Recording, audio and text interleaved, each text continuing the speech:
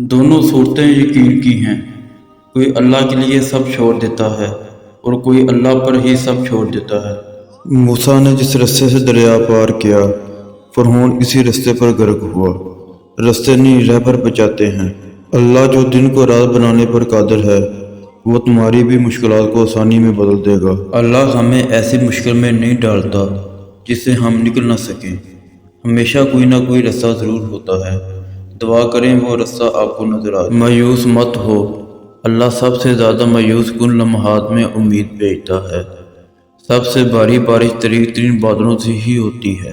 اللہ پاک جب مدد کرنے پر آ جائے تو لامعلوم سے ایسے سبب بنا دیتا ہے کہ نہ ہونا بھی ہونا ہو جاتا ہے۔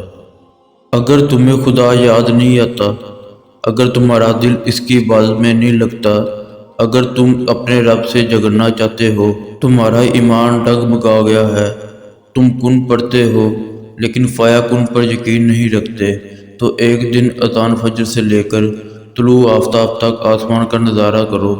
دیکھو وہ کیسے آسمان کے رنگ بدلتا ہے، دیکھو وہ کیسے ہٹا دیتا ہے اندھیروں کو، دیکھو وہ کن کہتا ہے تو سارا عالم فایا کن کی تشریح بن جاتا ہے۔